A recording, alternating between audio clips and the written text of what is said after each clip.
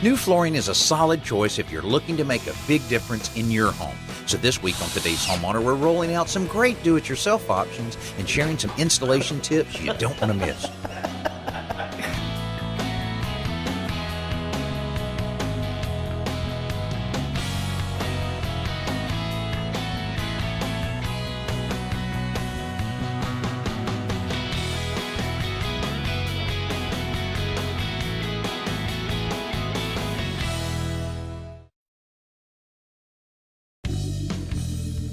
Almost any flooring project that you may take on around your home will start with a visit to a flooring showroom. And at some point during that visit, you'll probably say to yourself, I had no idea how many choices are available in flooring these days. Well, it is an important decision because flooring makes up such a large part of your home that it can really influence how it looks and how it feels.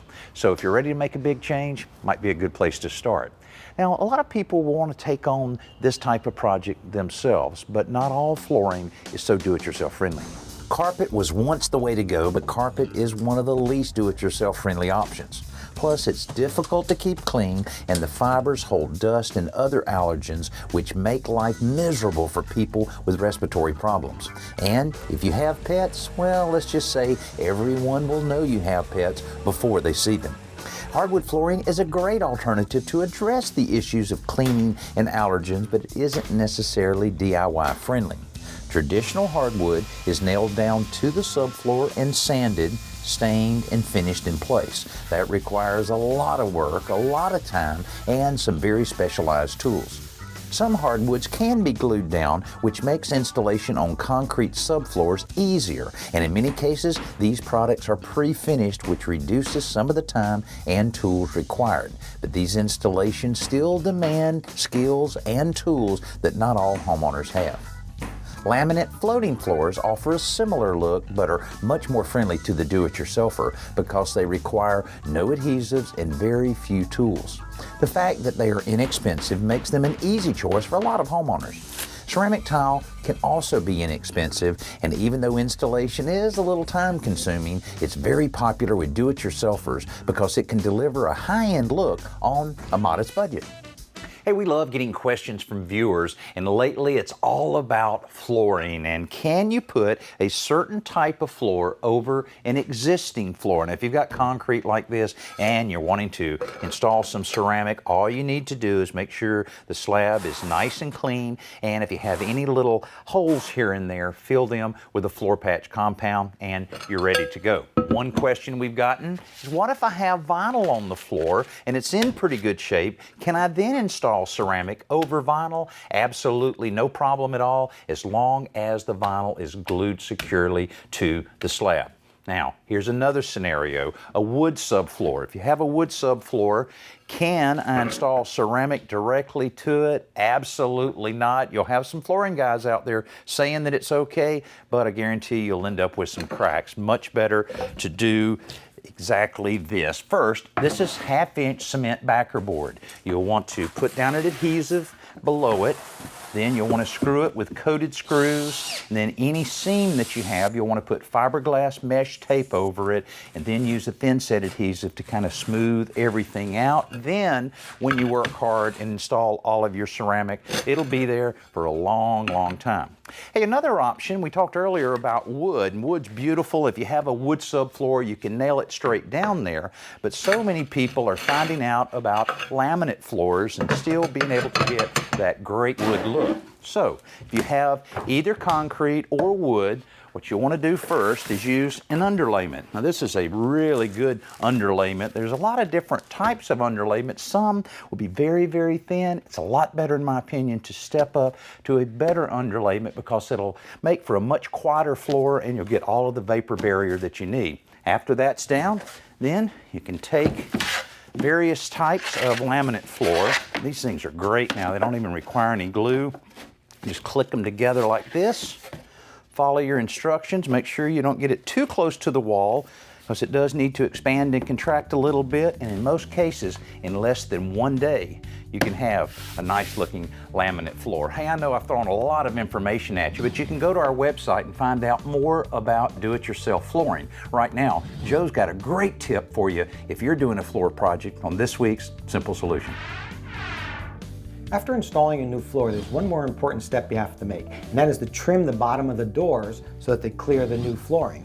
In this case, we have a new tile floor put down, including this threshold, so I need to trim the door so it goes over that. And what I'm going to start with is there's a small block of 1/2-inch plywood. I like using 1/2 inch because that represents the clearance space beneath the door. So you just set the block in place, then measure from the wooden block up to the bottom edge of this hinge plate. And that is about 9.5 inches. So now we just transfer that measurement to the door itself, and again, using that same reference point, the bottom edge of the hinge, just mark it at 9.5 inches. There we go. Now I'll just square that line along. Now, if you cut right on that line, you'll end up with a door with exactly 1/2 inch clearance space beneath it. Visit DannyLipford.com/Simple Solutions to share your ideas. This Simple Solution segment was brought to you by Geldwin Windows and Doors. Reliability for real life. After the break, we're starting on a roll.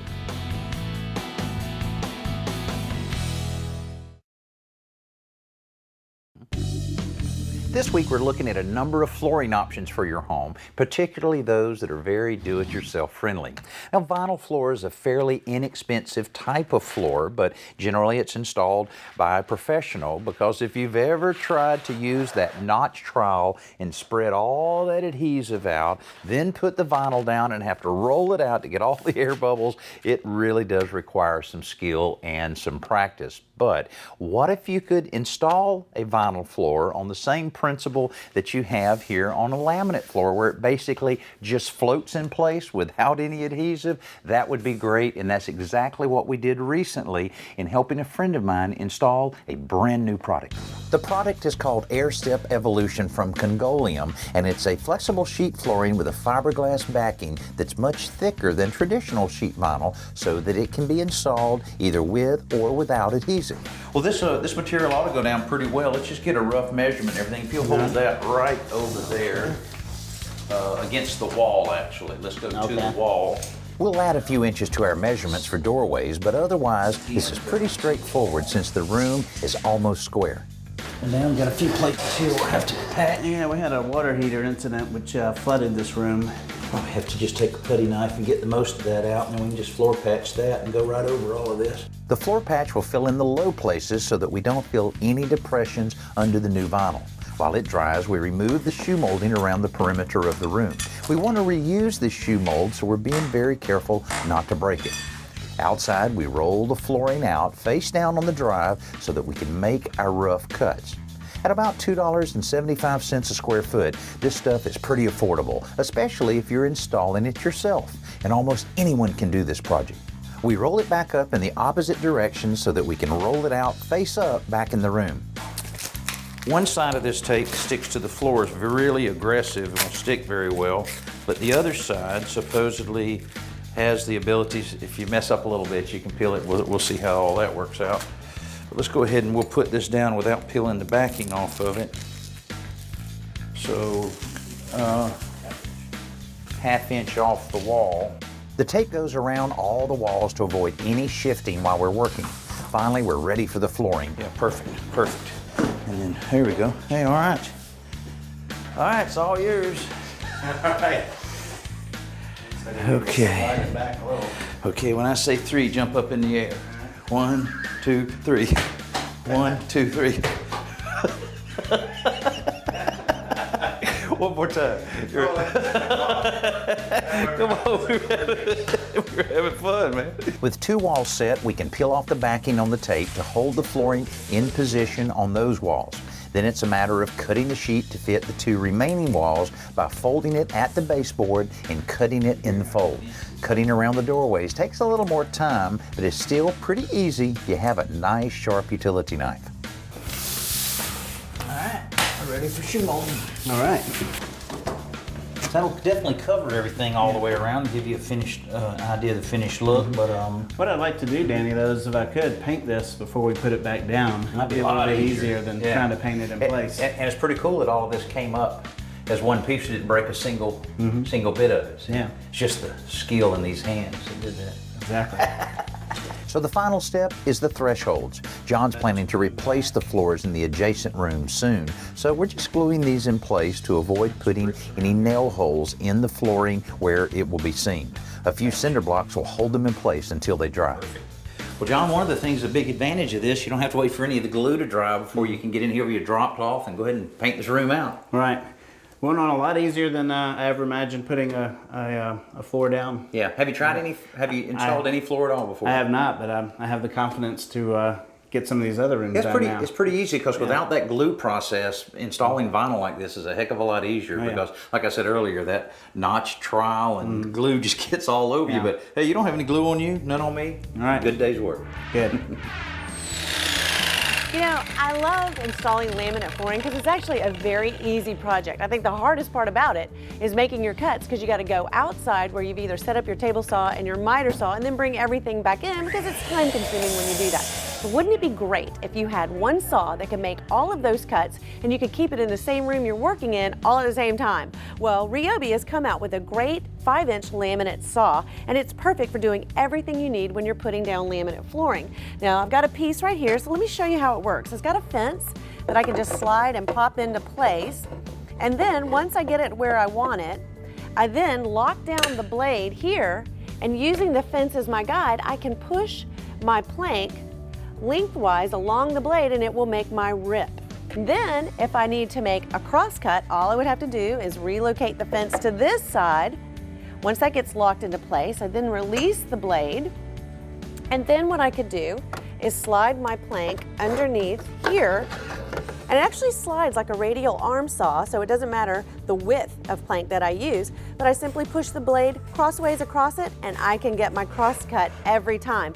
And with this advanced dust collection system that it incorporates, you will not kick up a lot of dust. It'll actually collect twice as much dust in here. So you can set this up in the same room you're working in so you can get your cuts perfect every time. You don't have to waste your time going outside and you'll get your laminate floor down in no time. Find out more about this product online at DannyLipford.com. This Best New Product segment built by the Home Depot. More saving, more doing. That's the power of the Home Depot. Get down and dirty. Coming up, the exciting, glamorous side of home improvement TV. This week we're looking at a number of different flooring options for your home, and we've already looked at quite a few, but here's another one.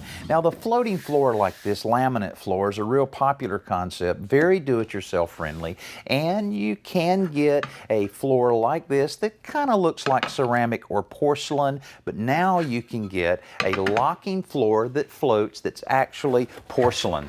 Now, this is a product that we saw at the International Builder Show last year, and it just clicks right together like this, and has some great things that they say about this product, but you always wonder, will it really work as well as they say in a real-life situation? Alan found out this week. Alan demoed the product on a table at the trade show, so for his real-world test, he's chosen a vintage 50s bathroom in need of a flooring update, and its owner, Melanie Patithary, is helping with the installation and product evaluation. The toilet definitely has to come up. Removing the toilet is a must for new bathroom flooring if you want a nice, clean look. But getting all of the water out so that it doesn't make a mess, well, that's a bit of a trick. This is one of those things I saw at a trade show like 3 years ago, and I've never got to use it yet. Oh, well, good. I'm the first. This is, yeah, you're the first one. Okay, I've got it open here. And all you're gonna do is take this little powder, pour this powder into the water. Oh, I'm gonna get to do that. Yep. Okay. Straight into the water. All the way down.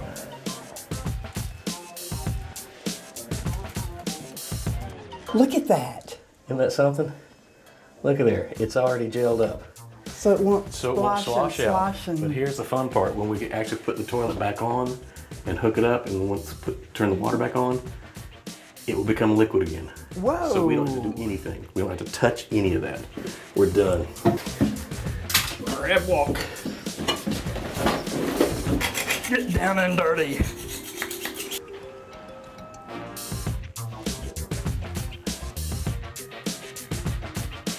I'm glad I did the part I did. Yeah, no, this is the nasty part. Actually, it's just wax, Yeah, but it's gooey. but it's gooey. Okay, now we can finally get to, Oh, the, yes.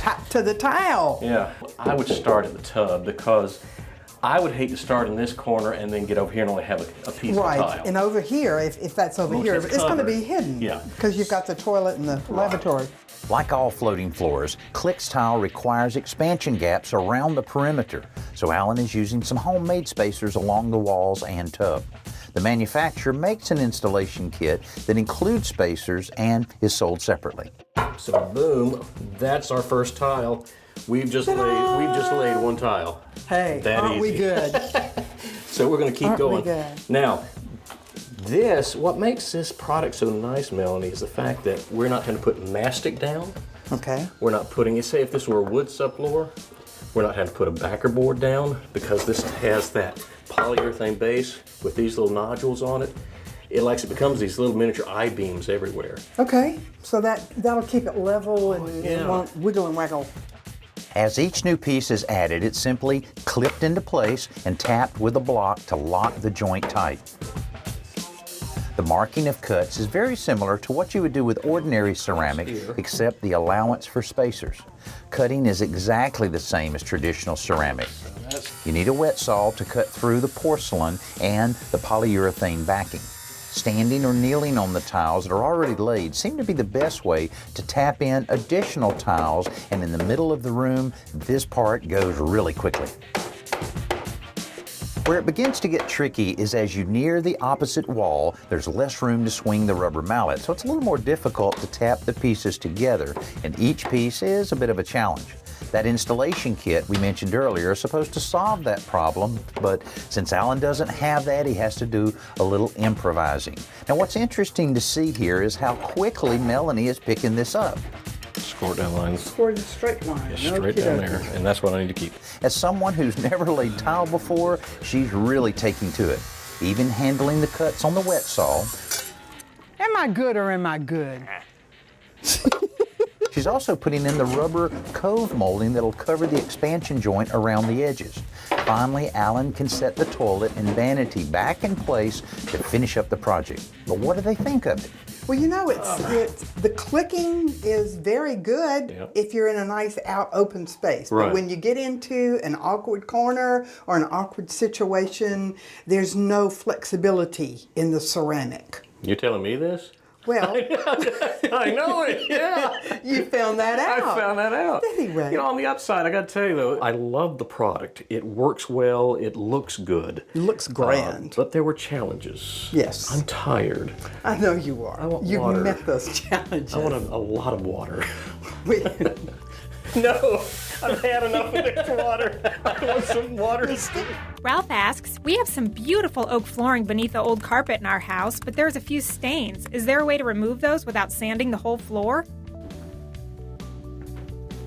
Unfortunately, if you have some really deep stains in your hardwood floor, it will have to be sanded and refinished in order to get rid of those stains. Even then, some of the real deep stains are really hard to get rid of. Here's a little trick that will help you a lot on that, is basically take a cotton rag, take hydrogen peroxide, soak it down well, put it over the stain and allow the hydrogen peroxide to pull a lot of that stain out. But another thing you want to try before you go through the expense of all of the sanding and refinishing of your hardwood floor, try some of the new cleaners that are available now that are called rejuvenators that'll thoroughly clean the surface of your hardwood and actually dissolves a little of the finish to give it a nice consistent look. You may be able to save money instead of having to completely refinish the floor.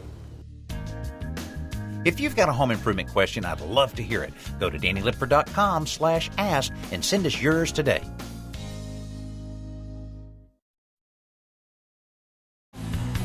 The new twists that simplify flooring installation shouldn't be any surprise when you consider how popular these projects are with do-it-yourselfers.